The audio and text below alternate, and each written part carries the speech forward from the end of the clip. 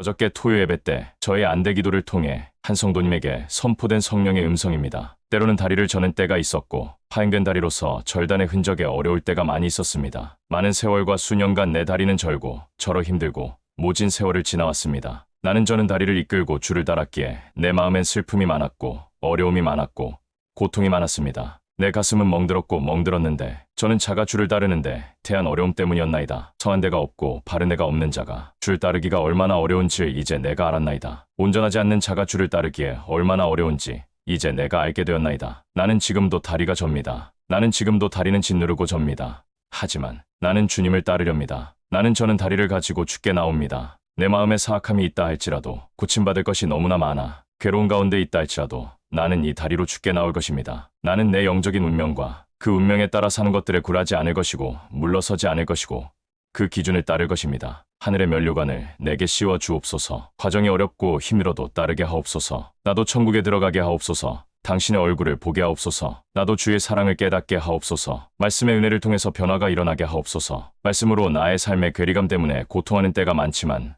변화의 변화를 거듭하게 도와주셔서 나도 천국에 합당한 자로 나를 변화시켜 주시고 나 같은 자도 하나님의 은혜를 입어 천국에 갈 수 있는 축복을 내게 주소서. 나는 바라볼 뿐입니다. 그것을 기도할 뿐입니다. 나는 내가 안 되는 것을 내가 알며 나의 허물과 내 죄를 알지만 나는 바라봅니다. 나는 온전하지 못한 자로서 모든 게 열악하지만 변화를 기다리고 나갑니다. 과거에 내가 사람들을 정죄하였고 비난하였지만 이젠 비난할 것이 없음을 나는 깨닫게 되었나이다. 나는 비난받아 마땅한 사람입니다. 나는 책망받아야 마땅한 사람입니다. 나는 모든 게 책망받아야 할 영역으로 가득 차 있습니다. 선한 데가 없으며 온전한 데가 내가 없기에 더구나 나는 저는 다리를 갖고 있기에 항상 스스로가 가슴을 치고 살아갑니다. 내 다리를 고쳐주옵소서. 내 다리를 치료하옵소서. 주를 따르는데 상한 다리로서 고통할 때가 있사오니 내 다리를 치유하시고 주를 온전히 따르게 하옵소서. 나의 소망은 하나님께 있음을 나는 고백합니다. 나는 더 이상 이 땅에 소망을 두지 않습니다. 주가 나의 유일한 소망이 되어주십니다. 나에게 흥망성쇠는 주님께 달려있기 때문입니다. 주의 손에 나의 흥망성쇠가 달려있나이다. 내 주님을 바라봅니다. 나를 완전히 멸하지 말아주소서. 나를 완전히 버리지 말아주소서. 나를 완전히 내치지 말아주시고 한 번 더 나를 고려해주시고 내 몸을 고려해주셔서 내가 주께 버림받지 아니하고 온전히 주를 따를 수 있는 은총을 내게 주소서. 나도 주를 바라보게 하옵소서. 내 맘에 주를 섬기게 하옵소서. 주께 예배하게 하옵소서. 하나님이여 이 못난 죄인에게도 은혜를 부어주셔서 하나님을 섬길 수 있는 믿음을 주시고 감동을 주시고 내가 아직 온전하지 않지만 온전할 때까지 나를 참아주시고 인내해 주셔서 당신의 나라의 빛난 천국에 내가 들어갈 때까지 나를 부어주시고 은혜를 내려주소서. 갚을 것이 없고 드릴 것이 없고 아무것도 가진 것이 없지만 나는 이 마음 하나를 주께 드리나이다. 내 심령을 주께 드리나이다. 나의 과거의 많은 생각들을 기억하지 말아주소서. 나의 연약함을 기억하지 말아주시고 좋아질 나를 기대해 주옵소서. 나는 좋아질 것을 기대합니다. 바라봅니다. 자녀를 기르는 부모의 심정으로서 나를 바라봐 주셔서 내가 하나님 앞에 미래에 섬기는 내 섬김을 미리 봐주시고 나를 참아주시고 인내해 주셔서 내가 물리침 당하지 아니하고 주의 심판당하지 않고 정죄받지 아니하고 살게 하옵소서. 나는 축복의 하나님을 노래할 것이고 찬양할 것입니다. 나는 축복의 하나님을 내가 자랑할 것입니다. 내 삶에 축복이 올 때까지 내 삶에 주의 긍휼과 은총이 올 때까지 나는 쉬지 않을 것이고 전진할 것입니다. 이 모든 내용을 제가 일일이 설명드릴 수는 없지만 많은 세월과 수년간 내 다리는 절고 절어 힘들고 모진 세월을 지나왔습니다. 내 다리는 절고 절어. 성경에 저는 자가 많이 나오는데 저는 자란 영적으로 주님의 뜻대로 살지만 온전치 않은 것을 의미합니다. 천국에 들어갈 수 있나요?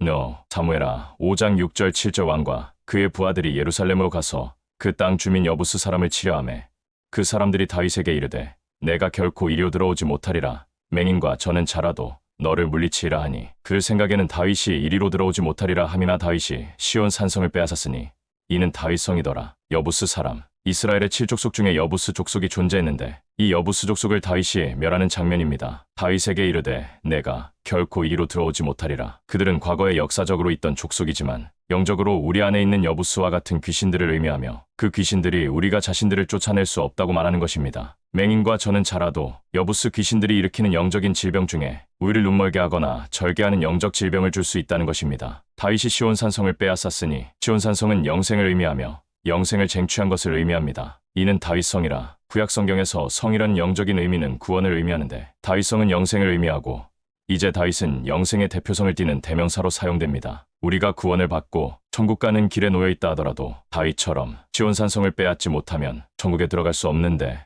그 중에 여부스에 해당하는 귀신들을 쫓아내야 하기 때문입니다. 구원은 가능할까요?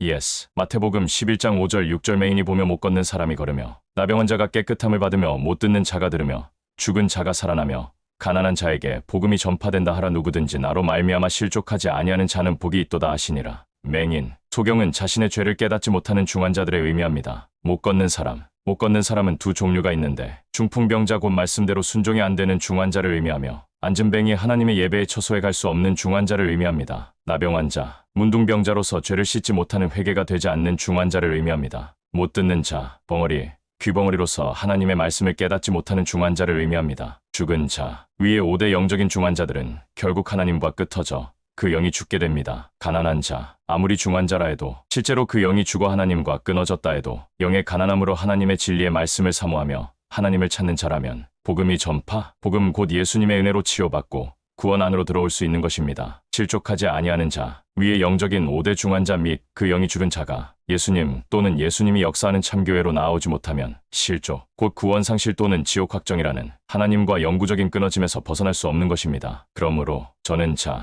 는 위의 5대 중환자에 속한 상태가 아닌데 히브리서 12장 11절 12절 13절 무릇 징계가 당시에는 즐거워 보이지 않고 슬퍼 보이나 후에 그로 말미암아 연단받은 자들은 의와 평강의 열매를 맺느니라. 그러므로 피곤한 손과 연약한 무릎을 일으켜 세우고 너희 발을 위하여 곧은 길을 만들어 저는 다리로 하여금 어그러지지 않고 고침을 받게 하라. 저는 다리로 하여금 어그러지지 않고 고침을 받게 하라. 저는 자를 고치기 위해 필요한 약이 있는데 그 치료약이 징계라고 히브리서의 저자가 치료법을 알려주는 것입니다. 사무엘아 9장 3절 7절 왕이 이르되 사울의 집에 아직도 남은 사람이 없느냐? 내가 그 사람에게 하나님의 은총을 베풀고자 하노라 하니 시바가 왕께 아뢰되 요나단의 아들 하나가 있는제 다리 저는 잔이다 아니라. 다윗이 그에게 이르되 무서워하지 말라. 내가 반드시 내 아버지 요나단으로 말미암아 내게 은총을 베풀리라. 내가 내 할아버지 사울의 모든 밭을 다 내게 도로 주겠고 또 너는 항상 내 상에서 떡을 먹을지니라 하니 다리 저는 자 사울의 손자 무비보셋입니다. 요나단으로 말미암아 내게 은총을 베풀리라. 다윗의 친구 요나단과 우정으로 요나단의 아들에게 은혜를 베풀어 주시는 것인데 하나님께서 예수님으로 말미암이 은총을 베푸시는 것과 같습니다. 그 은총은 너는 항상 내 상에서 떡을 먹을지니라. 예수님을 상징하는 다윗의 상에서 떡을 먹는 것은 구원을 상징합니다. 구원의 세 가지 측면, 등잔대는 하나님의 계명대로 사는 세상의 빛된 삶을 나타내줍니다. 떡상은 예수님의 영적인 은혜를 먹고 마시는 삶을 나타내줍니다. 금양단은 영적인 기도에 귀를 기울이시고 응답하시는 것을 나타내줍니다. 그러므로 어저께 다리 저는 자로 성령님의 음성으로 영적인 상태가 표현된 그 성도님은 구원 안에는 있지만 천국에 갈 수 없는 영적인 상태를 우리에게 계시해 주신 것입니다. 구원은 영생이 아닙니다. 구원은 영생의 시작에 불과합니다. 구원받은 후 징계를 통하여 영의 질병이 치유받아 온전함을 얻어야만 하나님께서 하늘의 문을 여시고 천국에 들어올 수 있는 권리를 주십니다. 에스라 1장 11절 금, 은 그릇이 모두 5,400개라. 금, 은 모두 구원의 표현이며 5,400명이 구원 안이 있는 것입니다. 바벨론 포로로 끌려간 유대인들의 숫자는 최소 50만 명이 넘었는데 돌아온 자는 5만 명에 해당하며 그 5만 명 가운데 구원 안에 있는 자는 곧 구원이 회복된 자는 5,400명인 것입니다. 에스라 1장 9절 10절 금 접시가 30개요. 은 접시가 1000개요. 칼이 29개요. 금 대접이 30개요. 그보다 못하는 대접이 400여개요. 그 밖에 그릇이 1000개이니 금 접시, 금 대접, 금 구원을 상징하는데 합계 60개이며 60명을 상징합니다. 은 접시, 칼, 은 대접, 은 그릇, 은 구원을 상징하는데 합계가 2439개이며 2439명을 상징합니다. 분명 5400개의 그릇들이라고 명시했는데 숫자가 정확히 맞지는 않지만 금구원 대 은구원의 비율은 62,439로서 금구원은 2.5%에 불과합니다. 97.5%는 은구원인데 이 은구원이 바로 저는 잘하고 저는 이해합니다. 온전하지 않은 구원으로서 쉽게 구원의 상실이 또는 언젠가는 구원의 상실이 일어나는 것입니다. 에스라 2장 69절 금이 6만 1000다리기요 은이 5천만에요. 제사장의 옷이 100벌이었더라. 금 6만 1000다리 금이 약 15달란트입니다. 은이 5천만에요. 은이 85달란트입니다. 제사장의 옷이 100벌이었더라. 제사장은 구원받은 예배인도자를 상징하는데 100명의 구원받은 예배인도자 또는 오랫동안 구원을 유지한 자를 상징이며 85명은 오랜 세월 후에는 구원의 상실을 맞이하게 됩니다. 역시 이때에 금구원이 15명이며 은구원이 85명에 해당됩니다. 온전한 구원은 15%에 불과합니다. 이제 정리합니다. 50만 명 이상의 유대인들이 구원이 상실되었다가 약 5만 명의 믿음이 회복되었는데 5,400명이 구원으로 회복되지만 얼마 지나지 않아서 대부분 구원 상실이 다시 진행되고 최종적으로는 100명만이 구원 안에 있는 자로 남게 되는데 많은 세월이 흐른 후 그 중에 15명만이 온전한 구원으로 남게 되는 것입니다. 그 남는 자들이 영생의 축복에 들어간다고 저는 해석합니다. 저의 이런 성경 해석이 얼마나 정확한가가 앞으로 저희 1000개의 환상과 계시의 포스팅을 통해 명확하게 증명되게 됩니다. 할렐루야. 2025년 2월 23일 오후 11시 박경호 목사가 하나님의 집에서